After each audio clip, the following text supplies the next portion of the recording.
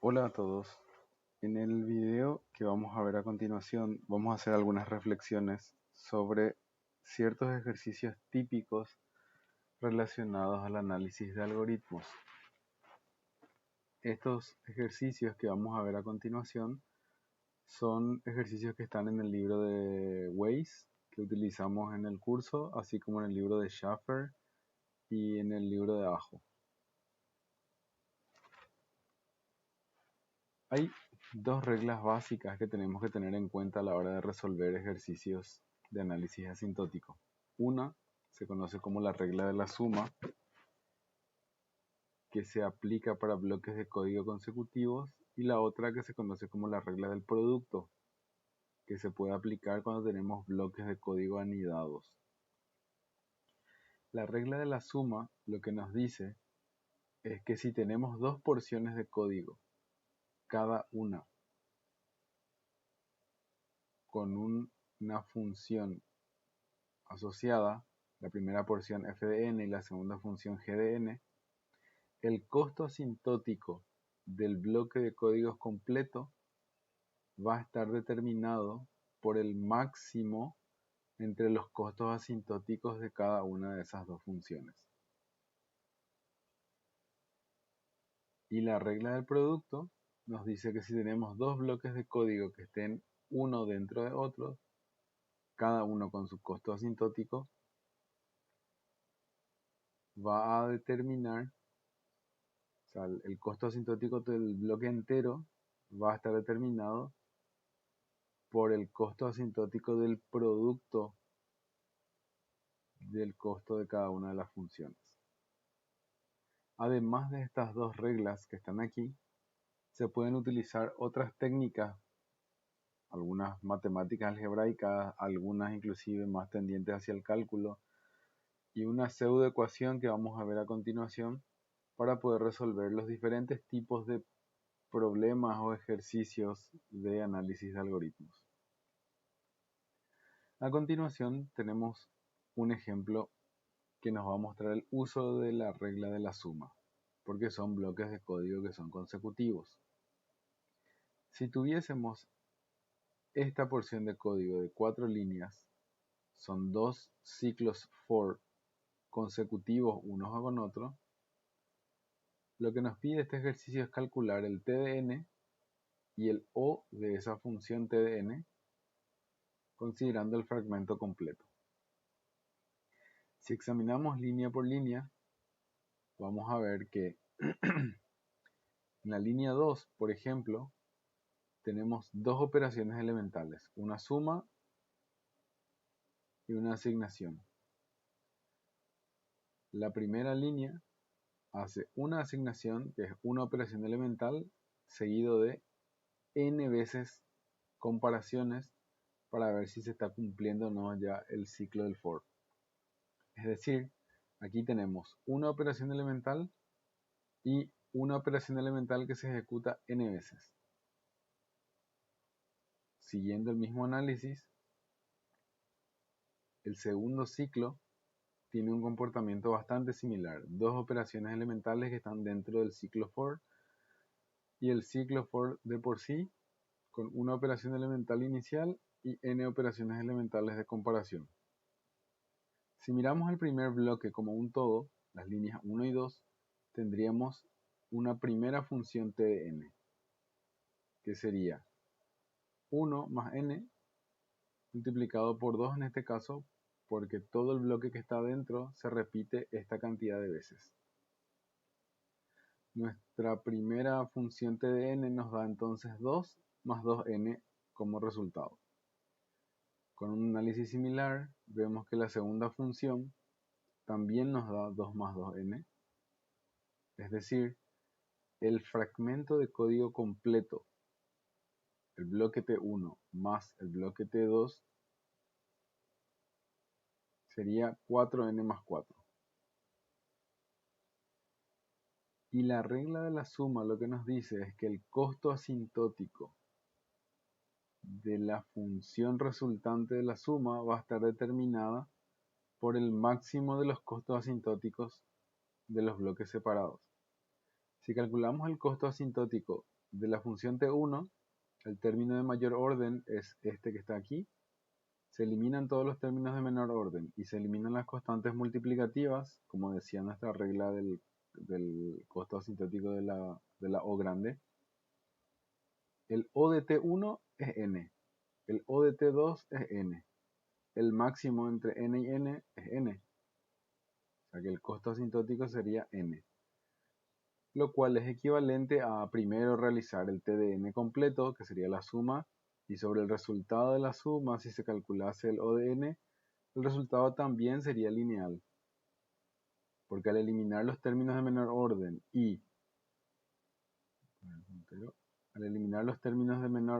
como el 4 y las constantes multiplicativas del de mayor orden que queda en el polinomio, también nos sale O de n.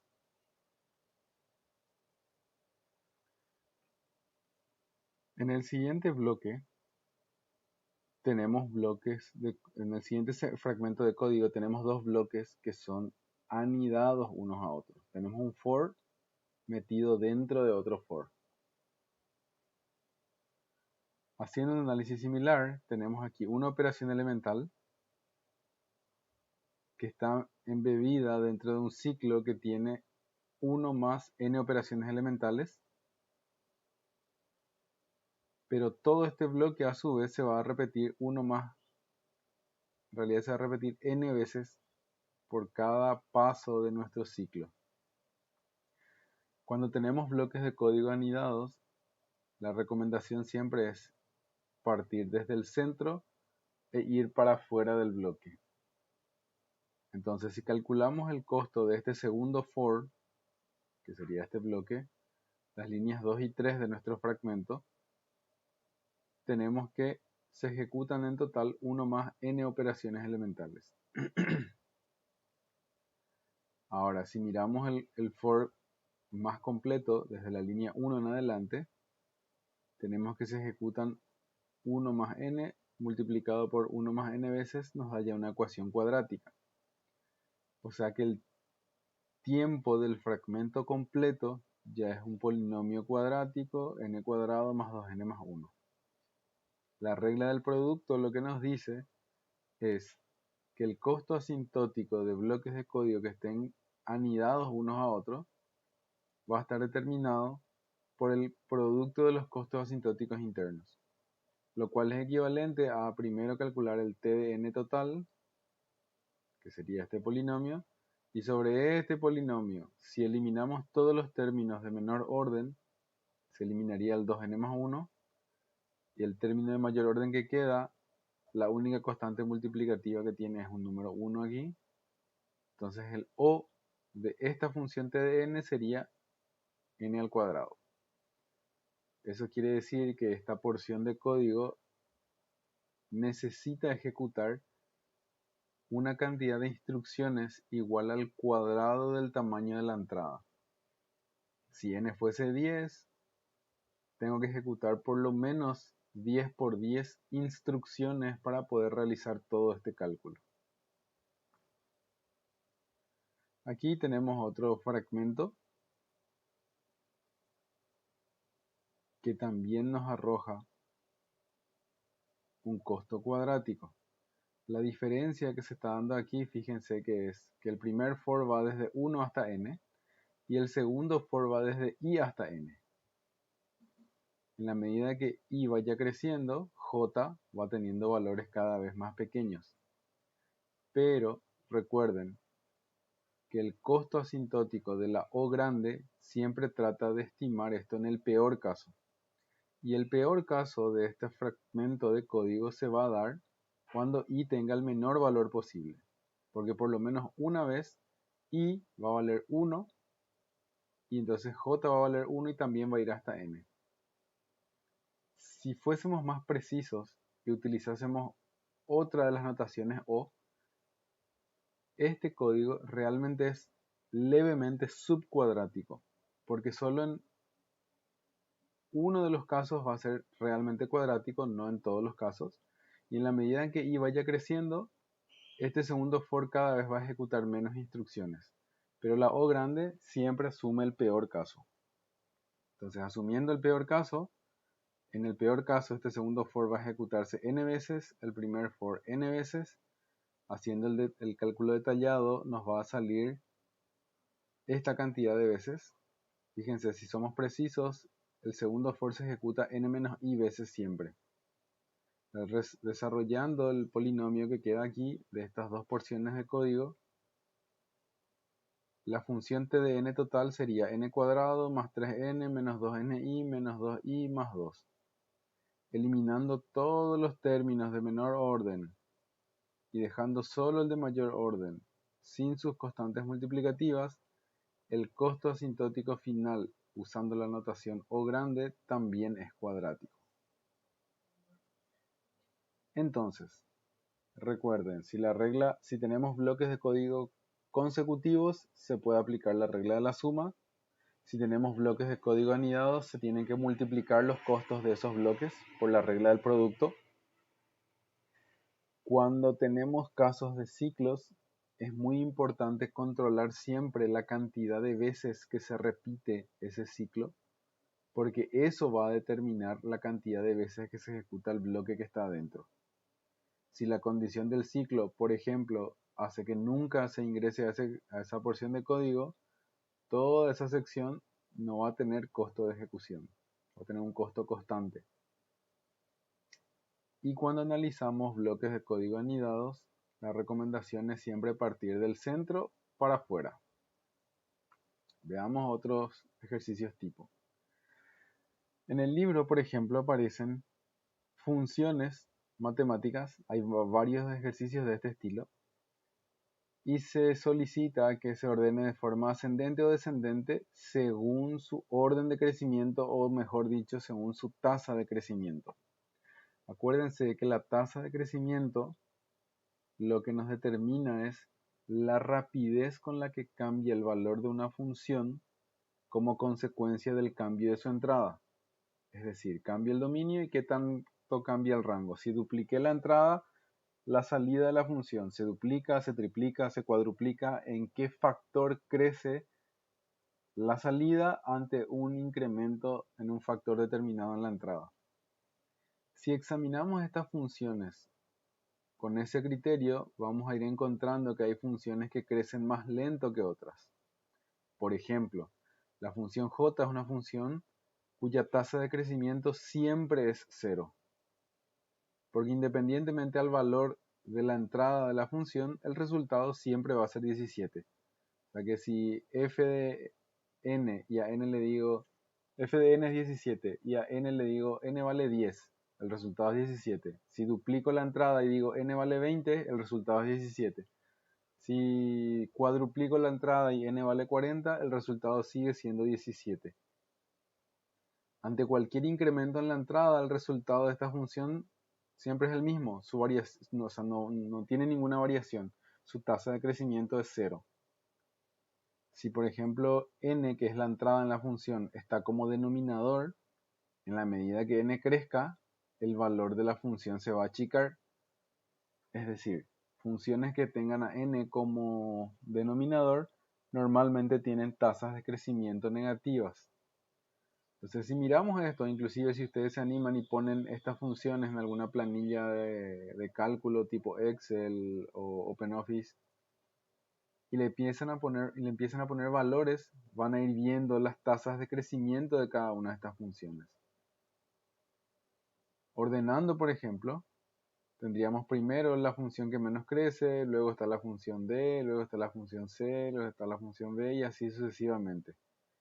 Gráficamente hablando, este ejercicio, dándole valores a cada una de estas funciones, se generan estas curvas que evidencian inclusive de manera gráfica cómo cada una de esas funciones crece más lento o no respecto a las demás.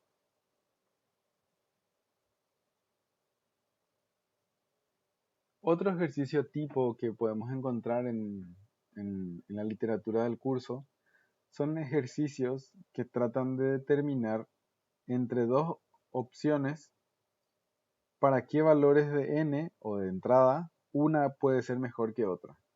Por ejemplo, en este ejercicio nos dice que el algoritmo A tarda esta cantidad de segundos en resolver un problema. O sea que necesita ejecutar este orden de instrucciones para resolver el problema. Sin embargo, otro algoritmo B tarda esta cantidad de tiempo o necesita ejecutar esta cantidad de instrucciones. Según el tamaño de la entrada, ¿cuál de los dos es mejor? Es la pregunta.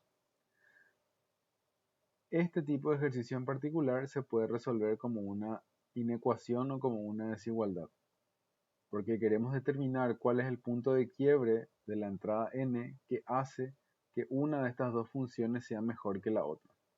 Es decir, 5n cuadrado en qué momento se convierte mayor o igual que n cuadrado más 400n.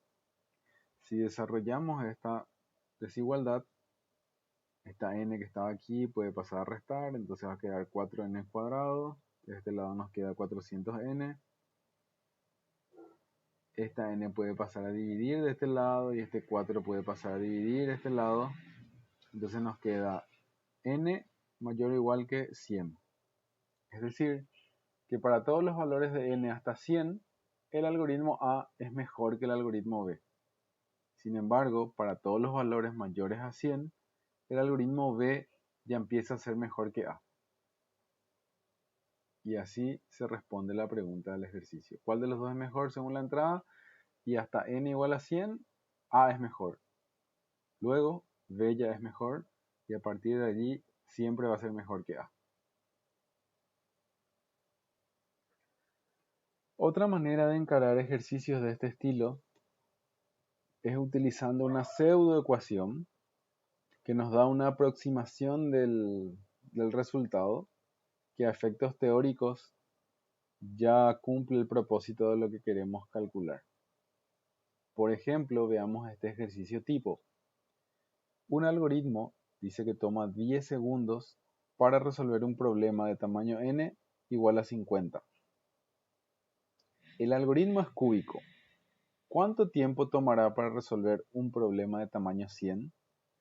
Lo que está sucediendo aquí es que el problema que tenía un tamaño determinado está siendo duplicado, porque el tamaño de la entrada se multiplica por 2, por eso ahora vale 100, ya no 50.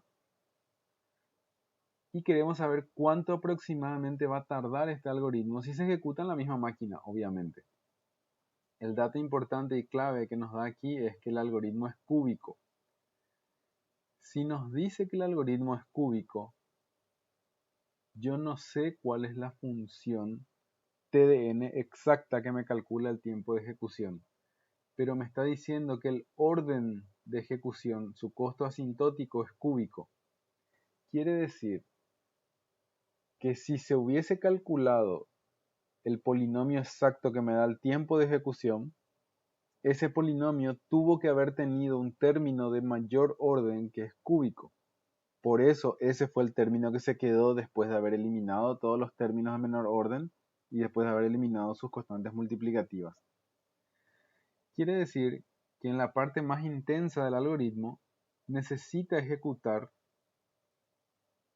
el cubo de instrucciones según el tamaño de la entrada para poder resolver el problema. Entonces, reordenando nuestras ideas, si ingresó 50 elementos de entrada, tuvo que haber ejecutado 50 al cubo instrucciones en estos 10 segundos para poder encontrar la solución al problema. La pseudoecuación que nos puede ayudar en este caso es la pseudoecuación que dice que la velocidad de una máquina está aproximadamente determinada por la cantidad de instrucciones que ejecuta en un tiempo determinado. Entonces nuestra entrada es 50.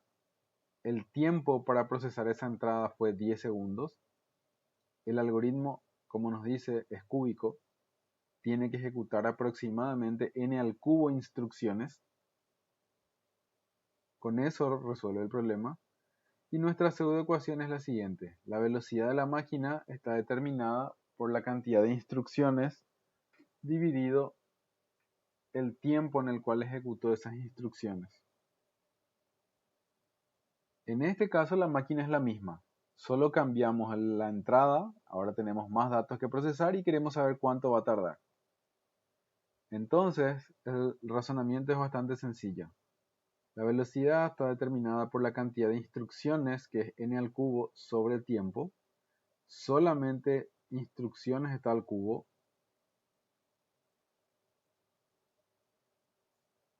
el tiempo se puede despejar diciendo que es la cantidad de instrucciones dividido la velocidad. Sé que para una entrada de n igual a 50, el tiempo de n fue de 10 segundos. Y ahora queremos calcular un tiempo para una entrada m que es igual a 2 veces n, que es 100. O sea que el tiempo para esta entrada m va a estar determinada por la nueva entrada a procesar, que es 100 elevado al cubo, porque el algoritmo es cúbico, dividido la velocidad de la máquina. Y la velocidad de la máquina se puede calcular con los datos que nos da el problema. 50 al cubo sobre 10 sería la velocidad de la máquina. Entonces, reemplazando esa velocidad en esta parte de la ecuación, tenemos 100 al cubo dividido 50 al cubo sobre 10. Eso nos da como resultado final 80 segundos. Entonces, fíjense lo que pasó.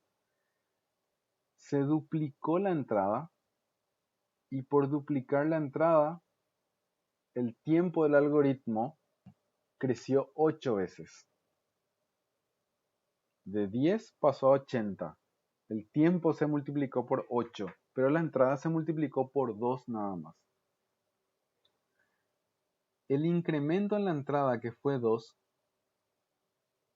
si lo elevásemos al cubo, 2 al cubo nos da 8, ese es el mismo incremento que tuvo el tiempo, por la definición del análisis asintótico que nos dicen todos los capítulos que estuvimos leyendo en las clases previas. Esto nos está diciendo que este mismo ejercicio se puede resolver de una manera alternativa, diciendo que si el incremento es 2 en la entrada y el algoritmo es cúbico, el incremento en el tiempo va a estar determinado por el cubo en el incremento de la entrada. Eso es lo que nos dice el costo asintótico. Por eso, un algoritmo que en este caso es cúbico tiene un peor comportamiento respecto a un algoritmo que fuese cuadrático o que fuese lineal o que fuese ya medio sublineal. Porque ante un pequeño incremento en la entrada, el incremento que se da en el tiempo de ejecución es de un orden de magnitud mucho más grande. Bien, se puede hacer entonces de dos maneras: por la definición directa del costo asintótico o usando esta pseudoecuación. Acuérdense de esto porque nos puede salvar en más de un problema. Aquí tenemos otro ejercicio de ejemplo que tiene dos casos particulares. Son ejercicios tipo que aparecen al final del capítulo de nuestro libro. En este caso nos dice que tenemos dos algoritmos con tiempo de ejecución n cuadrado y 2 a la n. Por simplicidad, en este ejercicio asumimos que son los tiempos exactos de ejecución. ¿Qué tan lentos van a funcionar cada uno de estos algoritmos si duplicamos el tamaño de la entrada? Entre un algoritmo cuadrático y un algoritmo exponencial. Entonces, hagamos las siguientes suposiciones. Queremos calcular el nuevo tiempo. Y usando esa pseudoecuación sabemos que la relación que puede establecerse entre el tiempo nuevo versus el tiempo original puede estar determinada como una relación también entre el tamaño de las entradas. Entonces, con eso que está aquí, ¿por qué directamente el tamaño de las entradas? Porque la máquina es la misma. La velocidad de la máquina no cambió. O sea que la velocidad para la entrada n cuadrado va a ser igual a esta cantidad de instrucciones dividido tiempo 1. Y la velocidad para el segundo caso sería 2n cuadrado sobre t2. De ahí es que sale esta relación. Entonces, si y fuese el tamaño de entrada inicial y x el tamaño de entrada nuevo, puede quedarnos esta relación finalmente usando el despeje con la velocidad. La máquina es la misma, la velocidad no cambia.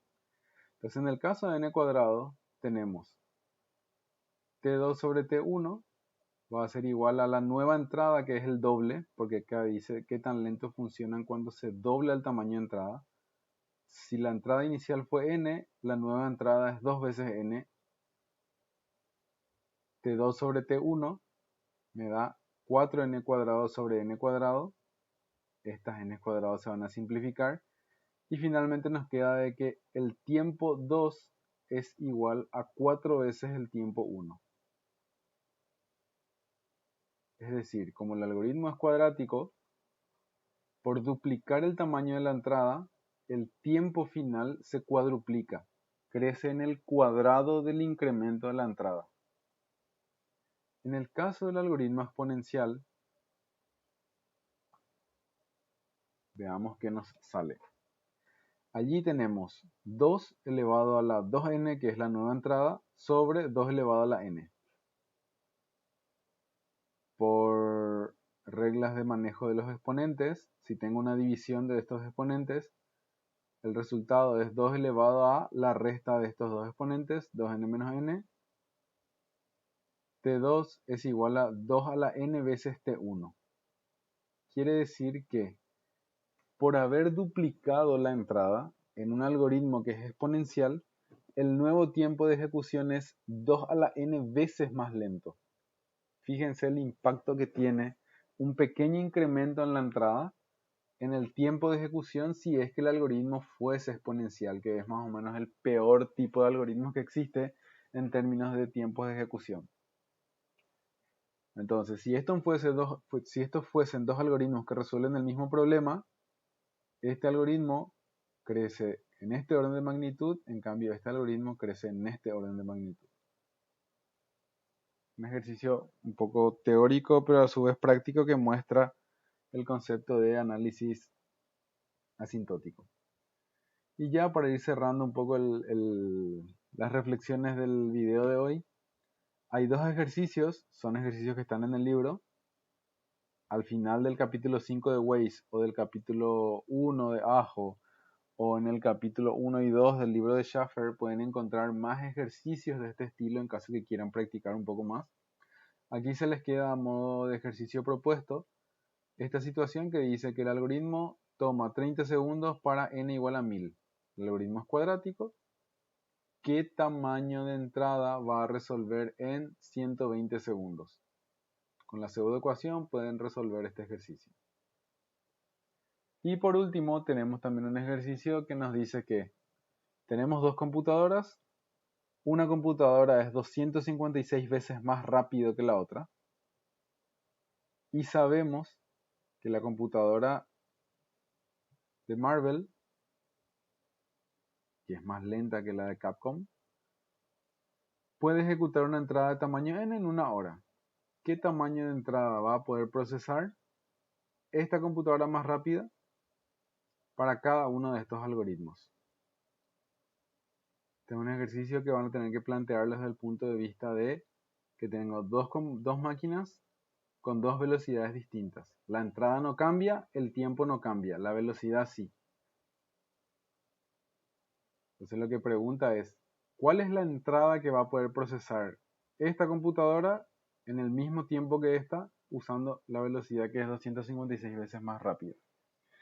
Les dejo como ejercicio propuestos para que traten de plantearlos, y en caso que tengan alguna duda o quieran compartir la solución de estos dos ejercicios, nos las pueden pasar por correo electrónico o a través de la mensajería en el portal de contenidos. Si quieren mirar información adicional, no estaría mal que repasen un poco las recurrencias lineales. En el capítulo 1 de Ajo explica cómo utilizar las técnicas de inducción matemática y reemplazo sucesivos para calcular el costo asintótico en funciones que sean recursivas, lineales. Y si bien está fuera del alcance del contenido de nuestro curso, en caso que quieran mirar más en detalle cómo calcular el costo asintótico en funciones que sean recursivas, pero que en cada paso se vaya partiendo el problema, por ejemplo en la mitad, como sería el algoritmo de Merge-Sort que estudiamos, a eso se le conoce como una recurrencia logarítmica.